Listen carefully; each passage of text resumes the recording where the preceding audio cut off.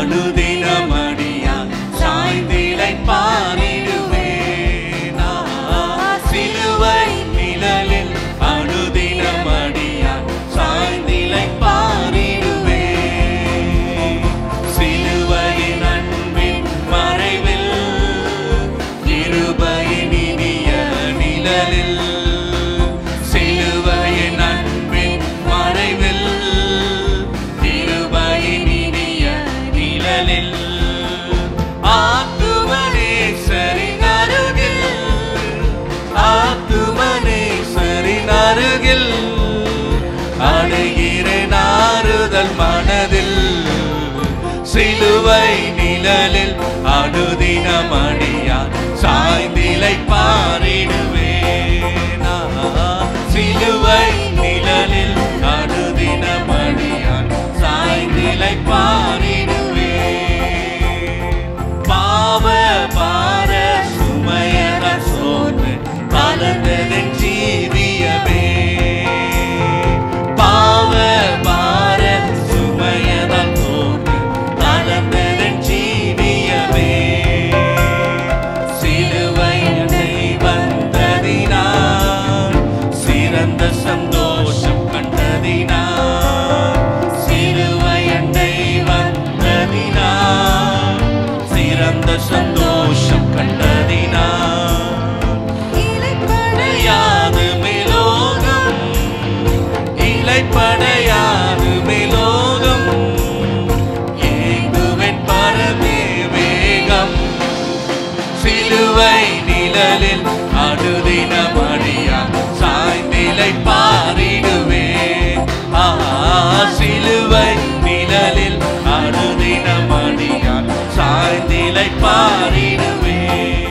வருகின்ற மார்ச் 30ஆம் தேதி மாலை 6:30 மணி அளவில் நமது ஒசனாட்டவர் திருச்சபையில் வைத்து இயேசு இன்றும் உயிரோடு இருக்கிறார் குடும்ப ஆசீர்வாத கூட்டம் நடைபெற உள்ளது. இதில் சிறப்பு செய்தியாளர் நமது போதகர் ஓ டேனியல் ஆஸ்பான் அவர்கள் உங்களுக்காக விடுதலையின் நற்செய்தி அளித்து சிறப்பு பிரார்த்தனை ஏறெடுப்பார்கள். ஒசனாட்டவர் யூடியூப் சேனலில் இது நேரடியாக ஒளிபரப்பப்படும். உங்கள் யாவரையும் அன்போடு அழைக்கின்றோம். இந்த நாளிலும் ஆண்டவர் இயேசுவின் சிலுவை பாடு மரணத்தை தியானிக்கிற நாட்களிலே அவருடைய பாடு மரணத்தை ஒட்டி நடந்த சில சம்பவங்களை படிப்பது நமக்கு பிரயோஜனமாக இருக்கும் என்று ஆண்டவர்கிட்ட ஜெபித்தபோது ஒரு சம்பவம் ஞாபகத்துக்கு வந்தது. அதை இன்றைக்கி நம்ம வாசிக்க இருக்கிறோம். மத்தேயு 26ஆவது அதிகாரம் 31ஆம் வசனத்திலிருந்து 35 வரைக்கும் நம்ம வாசிக்க கேட்போம். அப்பொழுது இயேசு அவர்களை நோக்கி, மேய்ப்பனை வெட்டுவேன், மந்தையின் ஆடுகள் சிதறடிக்கப்படும் என்று எழுதியிருக்கிறபடி இந்த ராத்திரியிலே நீங்கள் எல்லாரும் என் நிமித்தம் இடரல் அடைவீர்கள். ஆகிலும் நான் உயிர்த்தெழுந்த பின்பு உங்களுக்கு முன்னே கலிலேயாவுக்கு போவேன் என்றார். பேதுரு அவருக்கு பிரதியுத்தரமாக, உமது நிமித்தம் எல்லாரும் இடரல் அடைந்தாலும் நான் ஒரு காலம் இடரல் அடையேன் என்றான். இயேசு அவனை நோக்கி, இந்த ராத்திரியிலே சேவல் கூவுகிறதற்கு முன்னே நீ என்னை 3 தரம் மறுதலிப்பாய் என்று மெய்யாகவே உனக்கு சொல்லுகிறேன் என்றார். அதற்கு பேதுரு, நான் உம்மோடே மரிக்க வேண்டியதா இருந்தாலும் உம்மை மறுதலிக்க மாட்டேன் என்றான். சீஷர்கள் எல்லாரும் அப்படியே சொன்னார்கள். இது ஒரு முக்கியமான ஒரு சம்பவம். எல்லாரும் அமைதியாக இருக்கிறாங்க. ஒரு திடுக்கிடத்தக்க செய்தி வருது. இயேசு சொல்லுகிறார், இன்னும் ராத்திரி என்னை பிடித்து கொண்டு போய் கொலை செய்ய போகிறாங்க. நீங்கள் எல்லாரும் என் நிமித்தமாக இடரலடைய போகிறீங்க, என்னை விட்டு ஓடி போக போகிறீங்க, இன்று ராத்திரி என்னை பிடித்து நாளைக்கு கொலை செய்ய போகிறாங்கன்னு சொல்கிறாரு. ஆனாலும் நான் உயிர்த்தெழுந்த பின்பு உங்களுக்கு முன்னே போவேன் என் நம்பிக்கையின் செய்தின்னு சொல்கிறார். என்ன சொல்லன்னு எல்லாரும் திகைத்து கொண்டு இருக்கும் பொழுது பேதுரு தன்னுடைய உள்ளத்திலிருந்து ஒரு வைராக்கியத்தோடு பேசுகிறார்.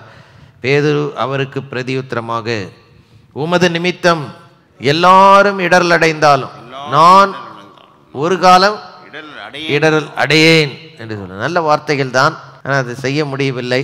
அதுக்குரிய ஜெபமும் இல்லை, அதை பற்றி அப்புறம் யோசிக்கவும் இல்லை.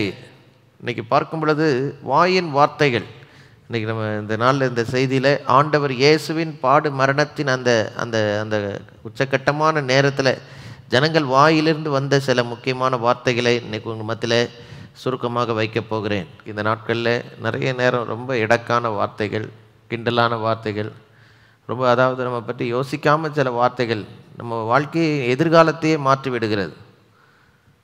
சிலர் பார்க்கும்பொழுது இதெல்லாம் நடக்குமா, இப்படிலாம் அது நடக்கவே செய்யாது. சொல்லிக்கிட்டே இருக்க வரைக்கும் என்ன செய்யும், நடக்கவே செய்யாது. அன்பான தேவனுடைய பிள்ளைகளை, be careful with your words. உங்கள் வார்த்தைகளை குறித்து நீங்கள் ரொம்ப கவனமாக இருக்கணும். ஹல்லேலூயா. ஏன்னு கேட்டிங்கன்னா, மல்கியா தீர்க்கதரிசியின் புஸ்தகம் 3வது அதிகாரம் 16வது வசனம்.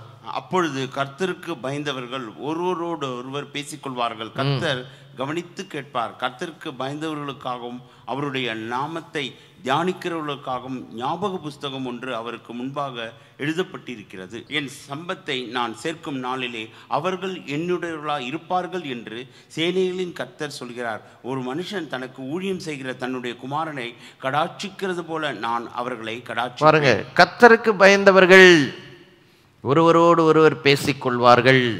கர்த்தர் என்ன செய்கிறாரு, நம்ம பேசுகிற ஒவ்வொரு வார்த்தையும் யார் கேட்குறாங்களோ இல்லையோ, சில இல்லை, யாருமே நம்ம பேசுகிறது கேட்கல. நம்ம 2 பேருக்குள்ளே தான் இது. நம்ம 2 பேரில் 3 பேர் எப்பயுமே நம்ம வச்சுக்கோங்க. நீங்கள் 2 பேர் கிடையாது. யார் 3வது? லூக்கா 12 ஒரு மனுஷனை சொல்லியிருக்கு, பெரிய செல்வந்தன், பயங்கர ஆஸ்திகள் அவனுக்கு சேர்ந்துருச்சு, வைக்கிறதுக்கு குடவுன் பத்தலை, வேற யார்ட்டையும் சொல்லலை, நான் இன்னும் நிறைய களஞ்சிகளை கட்டி என் ஆத்மாவை பார்த்து நல்லா சாப்பிட்டு பூரிப்பு நிறைய வருஷம் இருன்னு சொல்லுவேன் தனக்குள் நினைத்து கொண்டு, தனக்குள்ளே பேசிக்கிட்டது கூட அவர் கேட்டு, மதிகேடனே இன்று ராத்திரி உன்னுடைய ஆத்மா உன்னிடத்துலேருந்து கேட்கப்பட்டால் நீ சம்பாதித்தவைகள்லாம் யாருடையதாக இருக்கும். ஸோ இந்த நாட்களில் பாருங்கள், நம்முடைய வாயின் வார்த்தைகளில் ஒரு நல்ல ஒரு மாற்றத்தை, ஒரு பரிசுத்தமாகுதலை தேவன் கொடுப்பாராக. வேதம் முழுவதும் பாருங்கள், நான் சொன்ன பாருங்கள், அப்போஸ்தலர் மத்தியிலே ஆண்டவர் இயேசு இந்த உலகத்தில் வாழ்ந்த நாட்களில் அதிகமாக பேசினவராக குறிப்பிடப்பட்டுள்ளவர் அப்போஸ்தலனாகிய பேதுருவாக தான் இருக்க வேண்டும். சில நல்ல காரியங்களை பேசினார், சில தேவையில்லாத காரியங்களை பேசினார். அதில் இது ஒன்று, இப்போ நம்ம வாசித்த வார்த்தை, உமது நிமித்தம் எல்லாரும் இடரலடைந்தால் நான் ஒரு காலம் இடரலை மாட்டேன். ஒரு வார்த்தை இல்லை, 2 வாட்டி சொல்றார். அதற்கு பேதுரு, நான் உம்மோடை மறிக்கவும் வேண்டியதாக இருந்தாலும் உம்மை மறுதலிக்க மாட்டேன். இது அவசியமான வார்த்தை தான். ஆனால் இன்றைக்கி பார்க்கும்பொழுது அதை பற்றி அதுக்கப்புறம் பேசினதே டோட்டலாக மறந்துட்டார். முதல் குறிப்பு நான் சொல்கிறது, ஒன்று சொன்னீங்கன்னா அதை செய்கிறதுக்கு கண்டிப்பாக என்ன செய்யணும், கவனம் செலுத்தணும். நம்ம வாயிலேருந்து ஒரு வார்த்தை வந்துருச்சுன்னா, ஹல்லேலூயா, அதை நிறைவேற்றுவதற்கு கொஞ்சம் முக்கியத்துவம் கொடுக்கணும். ஒரு தீர்மானம் எடுக்கிறோம், இது ஒரு, இப்போ இவர் பேசுனது அவருடைய தீர்மானம், இல்லைன்னா அவருடைய பொருத்தனை, நல்ல பொருத்தனை. ஆனால் இன்றைக்கி பார்க்கும்பொழுது அதுக்கப்புறமா அதை பற்றி அவர் யோசித்ததாகவே இல்லை, மீறின பிறகு தான் அதை யோசிக்கிறார். கர்த்தருக்கு பயந்து நடக்கிற மனுஷனை பற்றி சங்கீதம் 15 இப்படியாக சொல்லப்பட்டிருக்கிறது. 4வது வசனத்தில் பார்த்தீங்கன்னா 2வது பகுதி, ஆணையிட்டதில் தனக்கு நஷ்டம் வந்தாலும் எப்படி இருக்கிறான், தவறாது இருக்கிறான். பேதுரு அப்போஸ்தலனுடைய பேச்சை பற்றி முதல் காரியம், அவர் சொன்னதை நிறைவேற்றுவதற்கு எந்த முயற்சியும் எடுக்கவில்லை.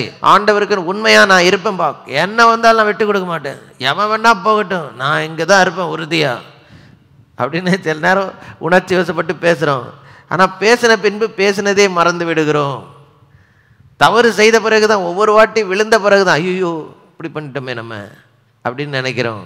இன்றைக்கி ஆண்டவர் தெளிவாக பேசுகிறார். அல்லேலூயா. உங்கள் வாயிலேருந்து வருகிற ஒவ்வொரு வார்த்தையும் கர்த்தர் கவனிச்சுக்கிட்டு இருக்கிறார். அது நிறைவேற்றப்பட வேண்டும் என்றால் ஊக்கமாக ஜெபிக்க வேண்டும். கர்த்தருக்கு இருக்கிற நல்ல தீர்மானங்கள் நல்லது, அது நிறைவேற்றப்பட வேண்டும் என்றால் அல்லேலூயா ஊக்கமாக ஜெபிக்கணும், அதற்காக செயல்படணும். இந்த செய்தி 2 பகுதியாக நம்ம பார்க்கிறோம். முதல்ல அப்போஸ்தலனாகிய பேதுரு பேசினதாக கூறப்பட்ட வார்த்தைகள். முதல் வார்த்தை, அவர் என்ன பேசினார் என்று சொல்லப்படவில்லை, ஆனால் அவர் சொன்னதை பைபிளில் குறிப்பிட்டு எழுதியிருக்கிறாங்க. மார்க்கு 1வது அதிகாரம் 29-30 வசனங்களில் நீங்கள் பார்க்கும் பொழுது, உடனே அவர்கள் ஜெப ஆலயத்தை விட்டு புறப்பட்டு யாக்கோபோடும் யோவானோடும் கூட சீமோன் அந்திரேயா என்பவர்களுடைய வீட்டில் பிரவேசித்தார்கள். அங்கே சீமோனுடைய மாமி ஜுரமாய் கிடந்தாள். உடனே அவர்கள் அவளை குறித்து அவருக்கு சொன்னார்கள். பேதுரு சொன்னார்னு போடவில்லை, ஆனால் கண்டிப்பாக பேதுரும் சேர்ந்து தான் சொல்லியிருப்பார். வீட்டில் ஒருத்தருக்கு உடல்நிலை சரியில்லை, உடனே ஆண்டவர் இயேசுவிடம் போய், எத்தனையோ சுகம் கொடுத்துருக்கீங்க, எங்கள் மாமியாருக்கு சுகம் நான் இல்லை ஆண்டவரே. இன்றைக்கி வாழ்க்கையில் ஒரு பிரச்சனை, எந்த பிரச்சனையாக இருந்தால் குடும்பத்தினருக்கோ உங்களுக்கோ வாழ்க்கையில் பல போராட்டங்கள் வரலாம். பேதுரு செய்த நல்ல காரியம், அந்த பிரச்சனையை ஜெபமாக ஆண்டவர் இயேசுவிடம் கொண்டு போகிறார். இது நல்ல வார்த்தை. நீங்கள் பார்க்கும் பொழுது 2 முக்கியமான மனிதர்கள் எனக்கு ரொம்ப பிடித்தமானவர்கள், மோசே, 2வது பேதுரு. பேதுரு நல்ல மாமியாரை மனைவியை கவனித்ததுனால தான் ஆண்டவர் இயேசு தன்னுடைய மனவாட்டியை அவர் கையில் நம்பி கொடுத்துட்டு போனார். அப்படிதான் நான் நம்புகிறேன். மனைவியும் மாமியாரும் ஒழுங்காக கவனிக்காத இடத்துல ஆண்டவருடைய மனவாட்டி சபையை கொடுத்துருப்பாரா? யோசிச்சு பாருங்க. அடுத்து மோசே பார்த்தீங்க, மோசே சொல்லவே வேண்டாம், மாமனாரை போய் கட்டி பிடிச்சி முத்தம் கொடுத்தவர். தெருமுனையில் வந்து சொல்றார், உன் மாமனாகி எத்ரோ இன்னைக்கு உன் மனைவியும் பிள்ளைகளோடு வந்திருக்கிறேன், ஓடி போய் கட்டி பிடிச்சி முத்தமிட்டார். மாமனாரை ஒழுங்காக கவனித்தவர் அப்படின்றதுனால தான் தம்முடைய ஜனங்களை அவன் கையில கொடுத்து நடத்த வைத்தார். இன்னைக்கும் பாருங்க, வீட்டில் ஒரு பிரச்சனை இருக்கும்போது ஆண்டவர் இயேசுவிடம் வந்து சொன்ன ஒரு மனிதன் பேதுரு. அது முதல் காரியம். ரெண்டாவது, பேதுருவை பற்றி நீங்க வாசிக்கும் பொழுது அவர் பேசினதாக குறிப்பிடப்பட்டுள்ள இரண்டாவது வார்த்தை லூக்கா 5வது அதிகாரம் 5வது வசனம். அதற்கு சீமோன், ஐயரே, ராமுழுதும் பிரயாசப்பட்டும் ஒன்றும் அகப்படவில்லை, ஆகிலும் உம்முடைய வார்த்தையின்படியே வலையை போடு. இது நல்ல வார்த்தை, எனக்கு புரியல ஆண்டவரே, உங்க வசனம் இப்படி சொல்லுது, அதனால இதுபடி செய்யறேன் அப்படின்னு சொல்றாரு. நல்ல மத்தியான வெயில இருக்கிற நேரத்தில் உள்ள போய் வலையை போடு அப்படின்னாக்கா எந்த மீனவனுக்கும் தெரியும் இந்த நேரம் மீன் அகப்படாது. இரவெல்லாம் பிரயாசப்பட்டோம், ஒன்றும் கிடைக்கலையே. ஆனால் இயேசு சொல்லிவிட்டார், அதன்படி செய்யணுன்ற அந்த வைராக்கியத்தை தெரிவிக்க, ஆண்டவரே இரவெல்லாம் பிரயாசப்பட்ட ஒன்றும் கிடைக்கல, ஆனால் நீங்கள் சொல்கிறபடி நான் செய்கிறேன் ஆண்டவரே. இந்த வார்த்தையை ஆண்டவர் கேட்குறார். இதையும் நீங்கள் ஆண்டவர்கிட்ட சொல்லி தான் ஆக வேண்டும். சில நேரம் நமக்கு எல்லாரும் இப்படி போகிறாங்களே, நம்ம ஏன் இந்த பாதையில் போகிறோம், அதையும் ஆண்டவர்கிட்ட சொல்லுங்கள். உமக்கு பிரியமா, எனக்கு தெரில ஆண்டவரே, ஆனாலும் உமக்கு பிரியமா நடக்க என்னை ஒப்பு கொடுக்குறேன்.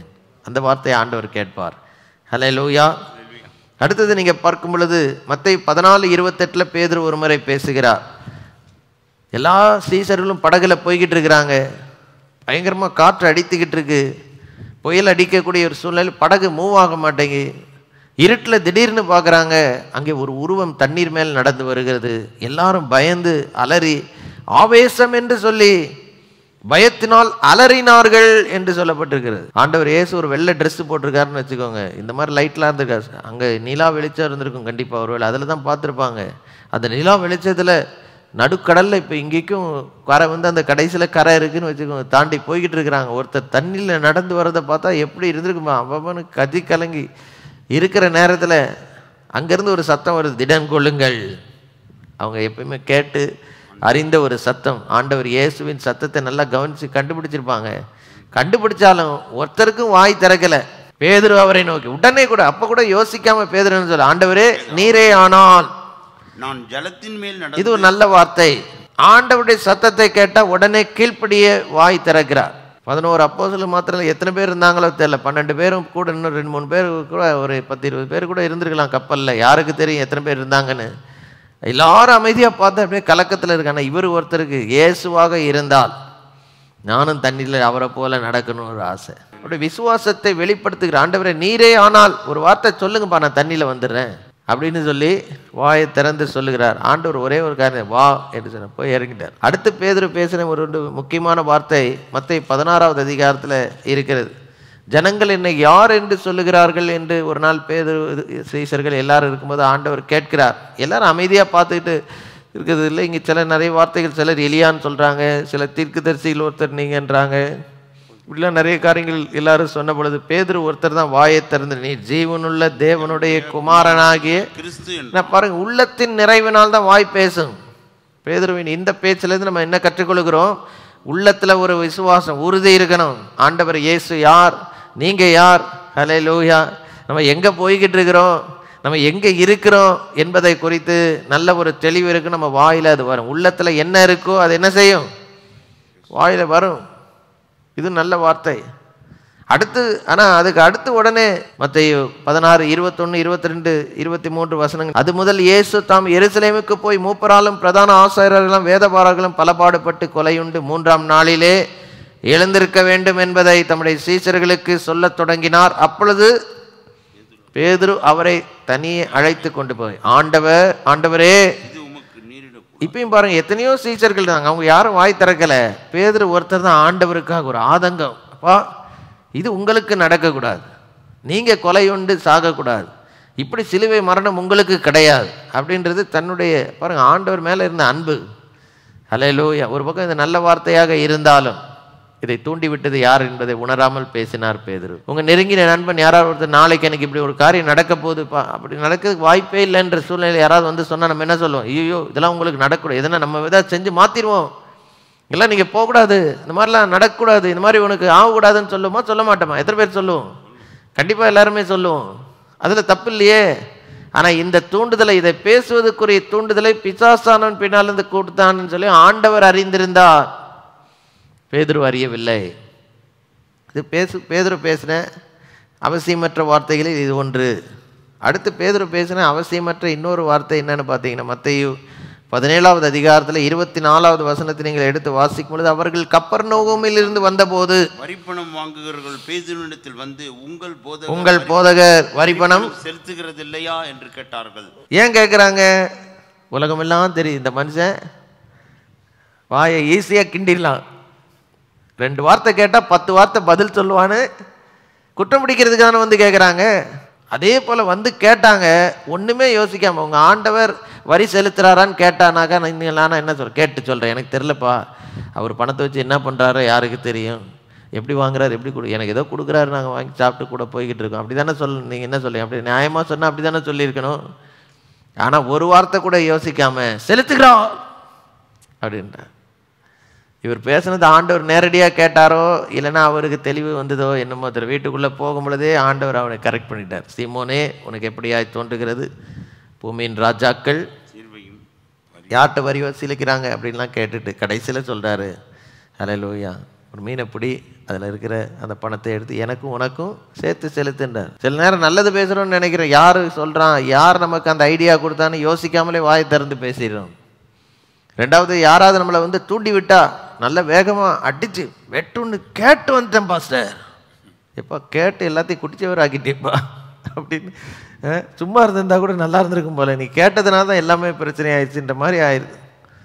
ஆனால் இன்றைக்கி பாருங்கள், ஆண்டவர் இயேசு அன்றைக்கி சிலுவை மரணத்துக்கு நோக்கி போகும் பொழுது சில ஜனங்களுடைய வார்த்தை இன்றைக்கி உங்கள் மத்தியில் சுருக்கமாக ஒரு 4-5 பேருடைய வார்த்தைகளை மாத்திரம் இன்றைக்கி சொல்லிவிட்டு நம்ம இன்றைக்கி ஜெபிக்க போகிறோம். முதலாவது பேதுருவே நம்ம கவனித்து பார்த்தோம் என்றால், பேதுரு இயேசுவிடத்திலும் வேகமாக பேசினார், இயேசுவின் எதிராளிகளிடத்திலும் வேகமாய் பேசினார்.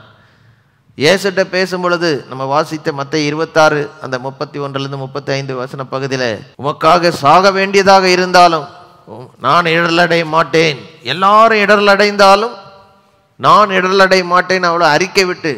ஆனால் ஒரு 2-3 பேர் கேட்கறதுக்குள்ள இந்த மனுஷனை நான் அறியேன், இந்த மனுஷன் எனக்கு தெரியாது சொல்ல ஆரம்பித்தது மாத்திரமில்லை, கெட்ட வார்த்தைகளை வைத்து திட்ட ஆரம்பித்து விட்டார். திரும்பி இயேசுவோடு கூட தானே இருந்தீங்கன்னு தூண்டி விட்ட உடனே என்ன செய்ய ஆரம்பிச்சிட்டாரு? சாதாரண வார்த்தை இல்லை, சபிக்கவும் தூசிக்கவும் ஆரம்பித்து விட்டார்னு பைபிளில் போட்டிருக்கு. ஏன் இவ்வளோ ஈஸியாய் மறுதளித்தார் என்று சொல்லி நீங்கள் பார்த்தீங்கன்னா அதுக்கு ஒரு காரணம் இருக்கு. லூக்கா 22:54-55 வாசிங்க. அவர்கள் அவரை பிடித்த பின்பு பிரதான ஆசாரியனுடைய வீட்டில் கொண்டு போய் விட்டார்கள்.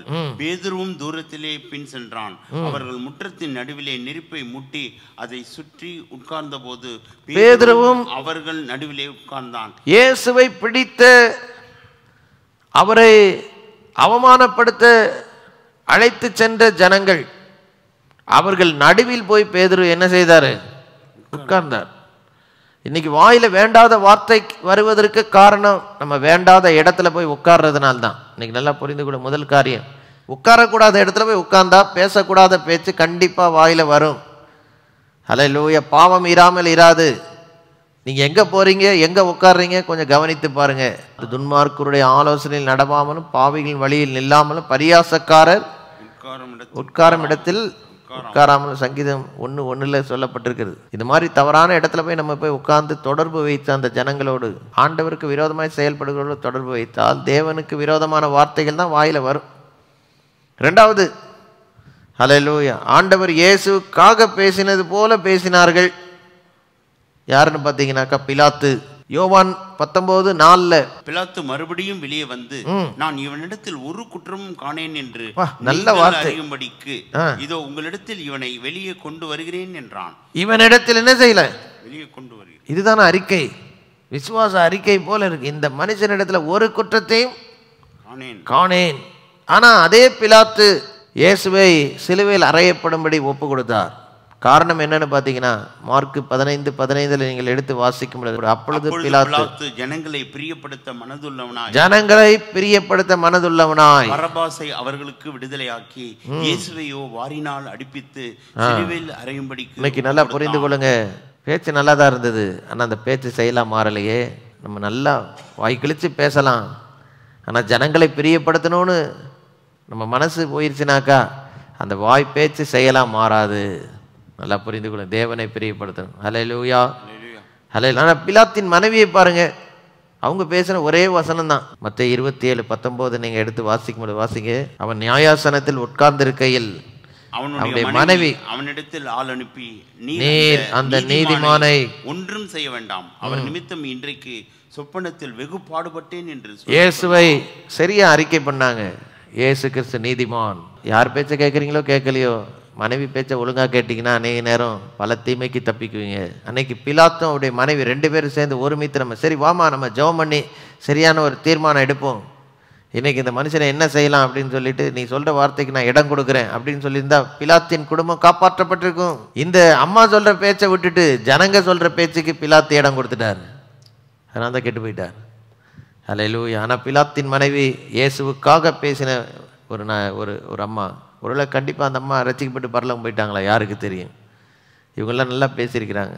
இயேசுக்காக விரோதமாக பேசினதில் இன்னும் 2 பேரை மாத்திரம் சுட்டி காட்ட வரும். முதல்ல நம்ம பார்த்துறோம் பேதுரு, 2வது பிலாத்து, 3வது பிலாத்தின் மனைவி. முக்கியமாக ஜனங்கள் மத்தேயு 27வது அதிகாரம் 20லேருந்து 26 வசனங்களில் ஒரு முக்கியமான சம்பவம் நடக்கிறது. பரபாசை விட்டுவிட கேட்டுக்கொள்ளவும் இயேசுவை கொலை செய்விக்கவும் பிரதான ஆசாரியரும் மூப்பரும் ஜனங்களை என்ன செய்தார்கள்?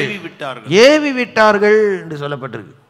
ஜனங்க வந்து அபத்தமான ஒன்றை கேட்கிறார்கள் தேசாதிபதியின் இடத்துல. எவனாவது கேட்பானா? பெரிய கொலைபாதகன், ஒரு கொலை குற்றத்துக்காக சிறையில் அடைக்கப்பட்டு ஒருவேளை மரண தண்டைக்கு காத்து கொண்டிருக்கிறவன், அவனை போய் ரிலீஸ் பண்ணிட்டு இயேசுவை சிலுவையில் அறையும்னு ஜனங்க ஏன் சொன்னாங்கன்னு கேட்டிங்கன்னா, பிரதான ஆசாரியர் ஏவி விட்டது நிமித்தமாக. இன்னைக்கு பாருங்க, சிலர் சொல்ல ஏய் போய் கேட்டுவாடா, அவன் போய் கேட்க மாட்டான். அவன் என்ன பண்ண மாட்டான்? அவன் போய் அந்த அநியாயத்தை செய்ய மாட்டான். உங்க வாயில ஏய் நீ 2 வார்த்தை கேட்டனா தான்டா நடக்குது, உன் மனைவிட்ட போய் கேள்றா, என்ன நினச்சிக்கிட்டு இருக்கா, நான்லாம் இப்படி கேட்டேன், நேற்று கேட்டேன், அடங்கி அமைதியாக உட்காந்துருக்கா, நீ போய் கேளு, வீட்டில் போய் கேள் அப்படி அவன் சொன்னான். நீங்கள் வீட்டில் வந்து கேட்டு இருந்த சமாதானத்தை கேட்டு அட்லீஸ்ட் வாயை மூடி அமைதியாக இருந்தால் நல்லா இருந்திருக்கும்னு யோசிக்கக்கூடிய நேரம் வரலாம். இந்த ஜனங்கள் இந்த பிரதான ஆசாரியர் ஏவி விட்ட பொழுது என்ன கேட்குறோன்னு யோசிக்காமல் ஒரு கொலைபாதகனை தங்களுக்கு வேண்டும் என்று கேட்டதும் அல்லாமல் அதில் உச்சக்கட்டமாக ஒன்று சொன்னாங்க. அவங்க வாயிலேருந்து ஒன்று வார்த்தை. கடைசியில் பிலாத்து எவ்வளோ போராடி பார்த்தும் அவங்க ஏற்றுக்கொள்ளாமல், இதே இதில் நீங்கள் பார்க்கும் பொழுது 24-25 வசனங்களை வாசிக்கும் பொழுது, கலகம் அதிகமாயிருந்தனாலே தன் பிரயோஜனத்தினாலே பிரயோஜனம் ஒன்றுமில்லை என்று கண்டு தண்ணீரை அள்ளி ஜனங்களுக்கு முன்பாக கைகளை கழுவி இந்த நீதிமானுடைய இரத்த பழிக்கு நான் குற்றமற்றவன் இவன் சொன்ன உடனே ஜனங்க வாயை திறந்து ஒன்று சொல்றாங்க பாருங்க. 26வது வசனம். அதற்கு ஜனங்க இதுவரைக்கும் சொன்னதெல்லாம் கூட சரி ஒத்துக்கிட்டா, இப்ப சொல்றதை மன்னிக்கவே முடியாது. அதற்கு ஜனங்கள் எல்லாரும் இவனுடைய இரத்தப்பழி எங்கள் மேலும் எங்கள் இது வாயிலிருந்து வரக்கூடாத உச்சக்கட்டமான வார்த்தை என்று தான் நான் நிச்சயமா சொல்லுவேன். சாபத்தை தங்க மேலே வர வைத்துக் கொண்டார்கள். ஸோ ஜனங்கள் பாருங்க, இன்னொருத்தர் ஏவினதுனால தவறாய் பேசினார்கள். அதில் எந்த அளவுக்கு மதீனமாய் பேசினாருங்க பாருங்க. இன்னைக்கு உங்கள் வாயின் வார்த்தைகளை குறித்து ரொம்ப கவனமாக இருக்கணும். கடைசியாக ஒரே ஒரு மனுஷனை பற்றி மாத்திரம் பார்க்க போகிறோம். லூக்கா 23வது அதிகாரம் 47வது வசனத்தில் இயேசு அன்னைக்கு சிலுவையில் மரித்து விட்டார், ஜீவனை விட்டார், பாடெல்லாம் பாட்டு முடித்து விட்டார். லூக்கா 23:47 பாருங்க. சிலுவையில் அறைந்த 100 எத்தனையோ மரண தண்டனைகளை நிறைவேற்ற ஒரு கொடூரமான மனுஷனாக தான் இருந்திருப்பார். கல்லான இருதயமோடு தான் இருந்திருப்பார். அவருக்கு ஒரு மனுஷன் மரிக்கிறது ஒரு பெரிய காரியமாகவே இருக்காது. ஆனால் இந்த சிலுவை மரணத்தில் ஏதோ ஒன்று வித்தியாசத்தை கண்டதுனால வாய் திறந்து ஒரு வார்த்தை சொல், 100க்கு அதிபதி சம்பவித்ததை கண்டு மெய்யாகவே இந்த மனுஷன் சுத்தி இருக்கிற எல்லாரும் என்ன நினைச்சாலும் பரவாயில்ல, இந்த சிலுவையில் அறையப்பட்டவர் மெய்யாகவே நீதிபரனா இருந்தான், ரைச்சியஸ் மேன் என்று இங்கே சொல்லப்பட்டிருக்கிறது. ஆனால் மத்தேயுல நீங்க எடுத்து வாசிக்கும், மத்தேயு 27:54 அந்த 100க்கு அதிபதியுடைய வாழ்க்கையை நீங்க எடுத்து பார்க்கும்போது அங்கே இப்படி ஒரு வார்த்தை அங்கே சொல்லப்பட்டிருக்கிறது. அதிபதியும் அவனோடு கூட இயேசுவை காவல் காத்திருந்தவர்களும் பூமி அதிர்ச்சியையும் சம்பவித்த காரியங்களையும் கண்டு மிகவும் பயந்து மெய்யாகவே இவன் சொல்லல, இயேசுவின் சீசர்களை மரியாதை கொடுக்கலையே, எவனை முத்தமிடுகிறனோ அவன் தான் அப்படின்றான். யார் அது? யூதாஸ். அவன் இவனு பேசிட்டான். அந்த மனுஷனை அறியேன்னு அவன் இவனு சொல்லனா கூட அந்த மனுஷனை நான் அறியேன் என்று சொல்லி மரியாதை கொடுக்கவில்லை. ஆனால் சிலுவையில் அறைந்த நூற்றுக்கு அது இன்னைக்கு பாருங்கள், நீங்கள் சூழ்நிலைகளை பார்த்து இருதயத்தில் உணர்த்தப்பட்டு இயேசுவே தேவகுமாரன் வாயின் அறிக்கை ரொம்ப ரொம்ப முக்கியம். கன்ஃபெஸிங், ஏன்னா இந்த அறிக்கை இருக்கு பாரு, இருதயத்தில் நம்பி வாயில் அறிக்கை பண்ணுகிறது. ரோமர் 10வது அதிகாரம் 9-10 வசனங்களை நீங்கள் எடுத்து வாசிக்கும் பொழுது என்னவென்றால், கர்த்தராகிய இயேசுவை நீ உன் வாயினாலே அறிக்கையிட்டு தேவன் அவரை மரித்தோரிலிருந்து எழுப்பினார் என்று உன் இருதயத்திலே விசுவாசித்தால் ரட்சிக்கப்படுவாய். நீதி உண்டாக இருதயத்திலே விசுவாசிக்கப்படும், ரட்சிப்புண்டாக வாயினாலே அறிக்கை பண்ண. இன்னைக்கு பாருங்க, இதுதான் முக்கியம். இயேசு கிறிஸ்து மெய்யான கடவுள், உயிருள்ள தேவன். இன்னைக்கு எனக்காக மரித்தார், எனக்காக உயிர் தெழுந்தார், இன்னைக்கும் உயிர் வாழ்றார். அதை நம்புகிறேன். இயேசுவே என் உள்ளத்துக்குள் வாரும். நீங்கள் வாயை திறந்து இயேசுவை அழைக்கணும். அழைக்கும் பொழுது அந்த சத்தம் போட்டு நீங்கள் அழைக்கும் பொழுது கர்த்தர் உங்கள் உள்ளத்துக்குள் வருவார், உங்கள் பாவங்களை எல்லாம் மன்னிப்பார். பேச்சு எவ்வளோ முக்கியம் பாருங்கள். அவ்வளோ பெரிய நூற்றுக்கு அது போய் பார்த்து நல்லதாங்க. ஆனால் அங்கே நின்றுக்கிட்டே எல்லாருக்கும் முன்னால் மெய்யாகவே இந்த மனுஷன் தேவகுமார், மெய்யாகவே இந்த மனுஷன் நீதிபரர், எவ்வளோ தூரம் தொடப்பட்டிருந்தா சொல்லியிருப்பார். இன்றைக்கி நம்ம எங்கே இருந்தாலும் இயேசுவை அறிக்கை பண்ணுகிறதை குறித்து வெட்கப்படாதீங்க. நீங்கள் யார் என்பதை சொல்வதுக்கு வெட்கப்படாதீங்க. யோசித்து பேசுங்க. யாராவது ஏவி விட்டாங்க, தூண்டி விட்டாங்கன்னு சொல்லி யோசிக்காமல் மனம் பதறி பேசிடாதீங்க. நிறைய காரியங்களை இப்படி செய்து அநேக பிரச்சனைகள், போராட்டத்தை அனுபவித்து இன்றைக்கி ஒரு சில இந்த இடத்துல வந்து அமர்ந்திருக்கிறீங்க. கர்த்தர் உங்களோடு தெளிவாய் பேசுகிறார். இந்த சிலுவை தியான நாட்களில் உங்கள் வார்த்தைகளை ஆராய்ந்து பாருங்கள். ஒரு பேதுரு அவ்வளோ நல்லா பேசினார் ஒரு பக்கம், ஆனால் நிறைய நேரம் தேவையில்லாமல் பேசிட்டாரு. ஹல்லேலூயா. பேசினதை நிறைவேற்றுவதற்கு எந்த விதமான முயற்சியும் எடுக்கவில்லை, அக்கறை செலுத்தவில்லை, ஜெபிக்கவில்லை. தீர்மானம் எடுத்தால் போதாது, தீர்மானத்தை அறிக்கை பண்ணால் போதாது, நிறைவேற்றினா அதுக்காக ஜெபம் பண்ணணும். நம்ம எழுப்பி நின்று ஆண்டவருடைய சமூகத்தை நோக்கி பார்ப்போம். கர்த்தர் இன்னைக்கு நம்மோடு பேசின வார்த்தைகள், ஆண்டவரே இதுவரைக்கும் பேசின தேவையில்லாத வார்த்தைகள், ஹல்லேலூயா, வாயிலிருந்து என்னென்னலாம் அந்த மாதிரி வந்திருந்ததோ அதெல்லாத்தையும் ஆண்டவரே நீர் இன்றைக்கு ஆண்டவரே ஹல்லேலூயா இந்த உங்களுடைய பிள்ளைகள் மூலியமாக, பேதுரு அப்போஸ்தலன் மூலியமாக எங்களோடு பேசினேன், சிலுவை மரணத்தின் போது பேசின ஜனங்கள் மூலியமாக எங்களோடு பேசினேன். இன்றைக்கு அந்த வார்த்தைகளுக்கு ஆண்டவரே நாங்கள் இடம் கொடுக்குறோம். எங்கள் வாயிலிருந்து இனிமே எங்கள் வார்த்தை கவனமாய் வர, உமக்கு பிரியமானது மாத்திரம் வர, உமக்கு மகிமை கொண்டு வருகிறது மாத்திரம் வர. ஆண்டவரே தகப்பனே நீர் ஆண்டவரே எங்களுக்கு அனுக்கிரகம் பாராட்டும்படியா ஜெபிக்கிறேன். கர்த்தருடைய ஆளுகை அவருடைய வாழ்க்கையில் விளங்க இந்த நாளிலிருந்து வாழ்க்கையில் ஒரு மாற்றம் வரட்டும். எல்லா சோர்வுகள், பலவீனங்கள், நோய் நொடிகள் முற்றிலுமாக நீங்கி போகட்டும். பிள்ளைகள் கையிட்டு செய்கிற வேலை, தொழில், வியாபாரத்தில் கர்த்தருடைய ஆசீர்வாதம் விளங்கட்டும். பேசிய பேச்சினாலே இழந்து போன ஆசீர்வாதங்கள் மறுபடியும் திரும்பி வந்து சேரட்டும்.